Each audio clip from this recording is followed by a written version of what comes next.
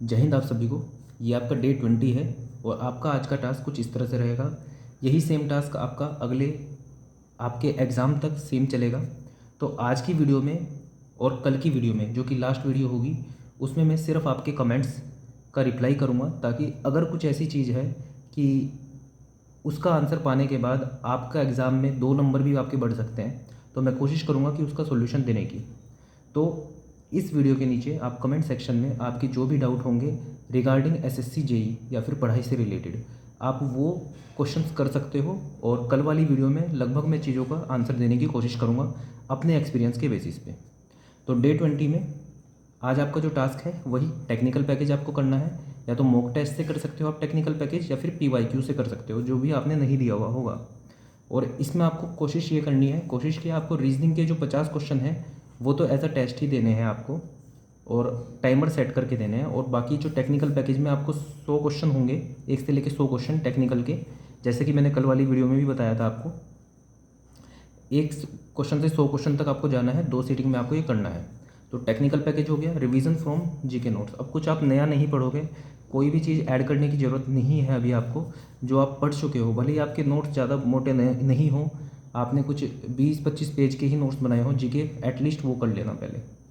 और आपने जितने भी इंपॉर्टेंट फॉर्मूलेज अपने लिखे हुए हैं, आपके शॉर्ट नोट्स हैं, उनको रिवाइज़ कर लेना। शॉर्ट नोट्स रिवाइज़ करने का तरीका कुछ इस तरह से रहेगा कि आपको एज इट इज़ चीज़ों को पढ़ना नहीं है, आपको क्वेश्चन आंसर की तरह से चीज़ों को देखना है। कि शॉर्ट नोट्स में अगर जो आपने फॉर्मूला लिखा हुआ है कि कन्वेंस एफिशिएंसी क्या होता है, एप्लीकेशन एफिशिएंसी क्या होता है, वाटर यूज़ एफिशिएंसी क्या होता है, वाटर स्टोरेज एफिशिएंसी क्या होता है, तो जस्ट आपने कन्वेंस एफिशिएंसी देखा, तो इसके बाद आपको इसका फॉर्मूला खुद से रिपीट करना है कि आई थिंक क्या होता था इसका, कि वाटर कितना डिलीवर हुआ फील्ड में और कैनाल से कितना निकला। ऐसी वाटर एप्लीकेशन एफिशिएंसी कि वाटर डिलीवर कितना हुआ था और रूट जोन में स्टोर कितना हुआ। तो काफ़ी पहले पढ़ा था मैंने ये सब चीज़ें। तो ये सब चीज़ें इस तरह से मैं एक एग्जांपल दे रहा हूँ आपको, तो इस तरह से चीज़ें कर सकते हो आप। करना है आपको इसी तरह से कि अगर आपको फॉर्मूला भी देखना है तो फॉर्मूले एज इट इज़ देख के पढ़ने नहीं है, फॉर्मूले आपको याद होने चाहिए। तो याद करने के लिए आपको, आपने सिर्फ देखा गामा सेचुरेशन का फॉर्मूला, तो G+SE गामा W/1+E, तो ये आपको देखना नहीं है कि आप देख के आप रिवाइज़ कर रहे हो। गामा सेचुरेशन देखा तो इसका फॉर्मूला आपको खुद से लिखना है, लिख लिख के देखोगे तभी रिवाइज़ होगा। आप 100 चीज़ें रिवाइज़ करने की जगह 50 चीज़ें कर लो, लेकिन वो 50 चीज़ें अच्छे से रिवाइज़ करो। और अभी जो बचे हुए दिन हैं उनमें सारे शॉर्ट नोट्स को डिवाइड कर लो। जैसे मान लो आपके पास 5 कॉपीज़ हैं, तो इनको बचे हुए दिन में डिवाइड कर लो, ताकि आप हर एक चीज़ को अच्छे से पढ़ पाओ। आप सोचोगे एक दिन में पूरी 5 कॉपी कर लूँ, वो नहीं हो पाएगा, करना भी नहीं है आपको, क्योंकि उसका फ़ायदा कुछ नहीं है। तो आप 5 दिन में डिवाइड कर लेना, जितने भी दिन आपके पास बचे हैं आपके एग्ज़ाम तक के, एक दिन छोड़ के, क्योंकि एक दिन ट्रैवल का मान लेना। ठीक है, तो ये सब आपको आज करना है। और इसके साथ जो कि मैंने कल भी बताया था आपको, विश लिस्ट। जो भी आपको कॉन्सेप्ट समझना है, जो आपका पेंडिंग है, नए कॉन्सेप्ट की बात नहीं कर रहा हूँ, कि आपने पुराना ही कोई कॉन्सेप्ट है जो कि आपने रिवाइज़ नहीं किया है, तो वो विश लिस्ट बना लेना और उसको पढ़ लेना, ये भी ज़रूरी है। तो ये था आपका आज का टास्क। सेम टास्क आपका कल का रहेगा, सेम टास्क परसों का रहेगा। एग्ज़ाम तक लगभग यही टास्क आपका रहने वाला है। तो आज की वीडियो में, बची हुई वीडियो में, मैं आपके डाउट्स एड्रेस कर लेता हूँ। और इसी वीडियो के नीचे आपके जो भी डाउट्स होंगे पढ़ाई से रिलेटेड, सिर्फ पढ़ाई से रिलेटेड जो भी आपके डाउट्स होंगे, तो अगली वीडियो में मैं उनको रिजोल्व करने की कोशिश करूँगा। तो पहला क्वेश्चन है, हेलो सर, मैं हिंदी मीडियम से हूँ, मैं जीके एंड रीजनिंग के हिंदी में करता हूँ, जीके और हिंदी, सॉरी जीके और रीजनिंग के हिंदी में करता हूँ, टेक्निकल का पार्ट करता हूँ, तो लैंग्वेज हिंदी से इंग्लिश करना है। ठीक है, आप टेक्निकल इंग्लिश में करते हो और जीके और रीजनिंग को हिंदी में करते हो, तो हाँ, तो यहाँ पर दिक्कत आएगी आपको। आप ऐसा करना, ये जो जीके और रीजनिंग वाला पार्ट, आप स्टार्टिंग में लैंग्वेज इंग्लिश सेलेक्ट कर लेना, क्योंकि अगर जो आप टेक्निकल का इंग्लिश में कर रहे हो तो 100 क्वेश्चन यहाँ पर ये हो गए। रीजनिंग में भी लगभग हिंदी इंग्लिश में चेंज नहीं आता ज़्यादा, कुछ क्वेश्चंस को छोड़ के, तो ये भी आप इंग्लिश से हिंदी में करोगे 1-2 क्वेश्चन के लिए, तो आपको ज़्यादा टाइम वेस्ट नहीं होगा। तो लगभग 1.5-2 क्वेश्चन आप इंग्लिश में ही कर लोगे। बचे जीके के क्वेश्चन, तो जीके के क्वेश्चन थोड़े बहुत चेंज करके कर लेना। आई थिंक कि एक बार जो लैंग्वेज हो जाती है वो हर क्वेश्चन के लिए वही रहती है, हर क्वेश्चन में आपको फिर चेंज करनी पड़ती है। तो बेटर ये है कि आप इंग्लिश सेलेक्ट कर लेना पहले। आगे बढ़ते हैं। नेक्स्ट क्वेश्चन है कि लास्ट ईयर 155 क्वेश्चन अटैम्प्ट किया था, 40 रॉन्ग हो गया था। ये आई थिंक ये इस बात के ऊपर आपने कमेंट किया है कि मैं जो आपको बोल रहा हूँ कि आपको 100% अटैम्प्ट करना है, उससे आपका फ़ायदा होगा। देखो मैं फिर से आपको रिपीट कर रहा हूँ, मुझे ये सब बता के ना कोई फ़ायदा हो रहा है ना नुकसान हो रहा है, बस ये लग रहा है मुझे कि आप लोगों का सिलेक्शन हो जाए, बहुत अच्छी बात है। इसलिए मैं आपको अपना पर्सनल एक्सपीरियंस शेयर कर रहा हूँ कि अटैम्प्ट ज़्यादा होगा, 1/4 नेगेटिव मार्किंग होती है तो पॉजिटिव रहता है। आप ये बोल रहे हो कि 155 क्वेश्चन आपने अटैम्प्ट किए थे, 40 रॉन्ग हो गए थे, तो एक बारी के लिए मैं ये तो मान के चलूँ ना कि 40 रॉन्ग हुए हैं, तो मान लो आपने 40 तुक्के लगाए थे, 40 के 40 गलत हो गए, तो 155 में से 40 गए, ठीक है। तो आपको मतलब 115 क्वेश्चन आते थे, बाकी के 40 आपने तुक्के लगाए थे। अगर आप ये 40 तुक्के न लगाते तो आपके 115 मार्क्स आ जाते। क्या आप ये कहना चाह रहे हो? ऐसा है ही नहीं।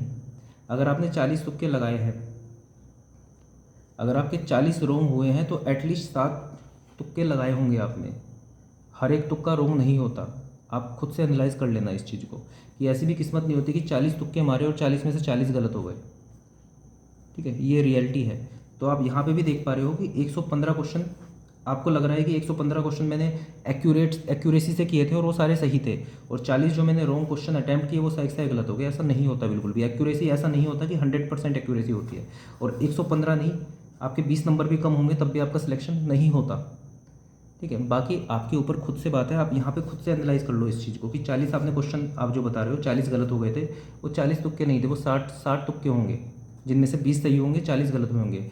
40 गलत हुए थे, 20 सही हुए होंगे, तो 20 में से 20 मार्क्स, 40 10 माइनस, तब भी 10 पॉजिटिव में आप थे। तो इस चीज़ को थोड़ा सा खुद से एनालाइज कर लो। मॉक टेस्ट आप देते, उसमें आप फुल अटैम्प्ट करते, तो आपको खुद महसूस होता कि आपने जितने तुक्के लगाए थे एक्चुअल में पॉजिटिव मार्क्स ही आते हैं, ठीक है। बाकी आपके ऊपर है कि आप किस तरह से चीज़ों को देखते हो। अगर आपको लगता है कि आप 100% एक्यूरेसी कर सकते हो तो बिल्कुल उसके हिसाब से करो। मैं किसी को बाध्य नहीं कर रहा हूँ इस चीज़ पे कि आप इसी स्ट्रेटजी से चलो, बस मैं अपना एक्सपीरियंस शेयर कर रहा हूँ जिससे आपको फ़ायदा हो सके। नेक्स्ट क्वेश्चन है कि टेक्स्ट बुक के हार्ड क्वेश्चन प्रैक्टिस करने के चक्कर में बेसिक भी गलत होने लगे हैं। देखो ऐसा बिल्कुल नहीं है कि आपको हार्ड क्वेश्चन ही सारे ट्राई करने हैं। मैंने जितने भी आपको टास्क दिए हैं रीजनिंग के, मैंने आपको हार्ड क्वेश्चन प्रैक्टिस करने की कोशिश आपसे कराई है कि आप हार्ड क्वेश्चन प्रैक्टिस करो, लेकिन उसके साथ साथ इजी टेस्ट भी मैंने आपको अटैम्प्ट करने के लिए दिए हैं। तो हार्ड की प्रैक्टिस रहेगी तो एक्चुअल एग्ज़ाम में अगर जो टफ़ आ गया तो आप उस टाइम पे होपलेस नहीं होंगे, आप अच्छे से उसको भी अटैम्प्ट कर पाओगे, ठीक है। और आपको मिक्सचर रखना होता है चीज़ों का, टफ़ के लिए भी तैयार रहना है, ईजी के लिए भी तैयार रहना है। टफ़ अगर पेपर आया, ठीक है, तो आपने प्रैक्टिस कर रखी है तो ठीक है। अगर ईजी पेपर आ जाता है और आपने सिर्फ टफ़ की प्रैक्टिस की है तो जनरली क्या होता है, मैं आपको बताता हूँ। एसएससी जेईई मेंस की बात बताता हूँ आपको। आईएएस मास्टर की मैंने टेस्ट सीरीज़ ली थी एसएससी जेईई मेंस के लिए उस टाइम पे, तो वो बहुत टफ पेपर बताते थे, वो ईएससी मेंस के क्वेश्चन उठा के डालते थे। तो एक्चुअल में क्या होता था कि 100 नंबर वाला भी, जिसके 100 नंबर भी आते थे, शायद 300 नंबर का था, हाँ, 300 में से जिसके 100 नंबर भी आते थे वो भी लगभग टॉप 20 में रहता था। इससे क्या होता था कि जो टोटल क्वेश्चंस होते थे उनमें से 7-8 क्वेश्चन ही अटैम्प्ट हो पाते थे। तो क्योंकि टफ होते थे इसलिए 7-8 क्वेश्चन ही अटैम्प्ट हो पाते थे। तो प्रैक्टिस ऐसी हो गई कि 2 घंटे में 7-8 अटैम्प्ट होते हैं क्वेश्चन। उसी साल जो पेपर आया बहुत ईजी आ गया। वो 20 के 20 क्वेश्चन ऐसे थे कि करने लायक क्वेश्चन थे, कि हर क्वेश्चन को करना है, ईजी क्वेश्चन थे। हमारी प्रैक्टिस क्या थी कि 7 से 8 क्वेश्चन ही अटैम्प्ट करना 2 घंटे में। तो दिक्कत ये हुई कि टफ़ की वजह से हमारी स्पीड कम रह गई, क्योंकि हम बहुत दिमाग लगा के 7-8 क्वेश्चन ही कर पाते थे 2 घंटे में। एक्चुअल में ईजी आ गए तो सभी क्वेश्चन अटैम्प्ट करने हैं, तो ये दिक्कत हो जाती है। तो इसलिए टफ़ और ईजी दोनों को प्रैक्टिस करना ज़रूरी है, और मेरी कोशिश यही रही है कि आप पीवाईक्यू भी करो, ठीक है, और ये टफ़ क्वेश्चन भी करो। तो यही आपको आगे भी दूसरा कोई एग्ज़ाम दोगे उसमें भी यही रखना है। आगे इन्होंने ही पूछे हैं कि जीके में 8.75 आए हैं, वैसे 20 रहते हैं। जीके में बहुत बहुत ज़्यादा वेरिएशन रहता है चीज़ों का, कभी आपके 25 भी आ जाएंगे, कभी आपके 5 भी नहीं आएंगे। तो इसके लिए तैयार रहना है, बस इतनी बात ध्यान रखो।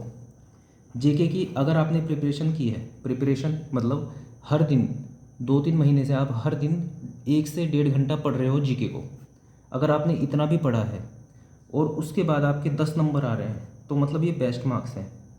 कैसे बेस्ट मार्क्स हैं? 50 में से अगर 40 क्वेश्चन ऐसे हैं जो बिल्कुल आउट ऑफ द बॉक्स है, जो कर ही नहीं सकता है कोई सीएससी लेवल वाला बच्चा भी नहीं कर सकता है, क्योंकि बिल्कुल फैक्ट आ रखे हैं। तो 40 क्वेश्चन कोई भी नहीं कर पाएगा। ये 10 क्वेश्चन भी आपने कर दिए तब भी आप मेरिट लिस्ट में रहोगे। तो उन क्वेश्चन से नहीं घबराना है जो कि आपके सिलेबस के बाहर के हैं, out of the box question है, बहुत टफ क्वेश्चन है, वो तो छूट जाए कोई दिक्कत नहीं है, लेकिन जो इजी वाला क्वेश्चन है वो गलत नहीं होना चाहिए। इस चीज़ को हमेशा ध्यान रखना है आपको। तो अगर आप तैयारी करते हुए आ रहे हो, इतनी तैयारी कर रहे हो, आपकी एक घंटा आप दे रहे हो इतने महीनों से, तब आपके अगर जो 20 नंबर भी आ रहे हैं, तब आपके 15 नंबर भी आ रहे हैं, तब भी वो सही है। कॉन्फिडेंस रखना है, ठीक है। बाकी अगर आपको नहीं आते हैं तो तुक्के वाली बात तो मैंने आपको बताई दी। 1/4 नेगेटिव मार्किंग में पॉजिटिव ही रहता है। और मैं बार बार बता रहा हूँ, अगर आपको कोई बात पे भरोसा नहीं है तो आप अपनी स्ट्रेटेजी से जाना, ठीक है। क्योंकि आप वहाँ से रियल एग्ज़ाम में आधी बात मेरी मानोगे, आधी बात अपनी मानोगे, उससे फिर कुछ फ़ायदा नहीं है। या तो मेरी मानो या फिर अपनी मानो, ठीक है। आगे बढ़ते हैं। तो चलो आज की वीडियो में इतना ही। बाकी ये सेकंड लास्ट वीडियो थी, कल हमारी लास्ट वीडियो होगी क्योंकि 3 वीक्स का हमारा प्लान था। और कल की वीडियो में मोस्टली मैं आपके डाउट्स को ही लूँगा। तो अगर आपका कोई डाउट होगा स्टडी से रिलेटेड, एसएससी से रिलेटेड, तो आप पूछ सकते हो और कल को मैं उसका आंसर देने की कोशिश करूँगा। बाकी पढ़ते रहो बहुत अच्छे से। ये जो बाकी बचे हुए दिन हैं इनमें बिल्कुल भी ढीला नहीं रहना है आपको। इनमें भी बिल्कुल ऐसे ही पढ़ाई करनी है जैसे आप पहले करते हुए आ रहे हो। बहुत अच्छे से पढ़ाई करनी है इसमें भी, क्योंकि हर एक दिन काउंट होगा, हर एक दिन की मेहनत काउंट होगी आपकी, और वो मार्क्स में कन्वर्ट होगा रियल एग्ज़ाम में। सो बेस्ट ऑफ लक आप सभी को। That's all for this video. जय हिंद।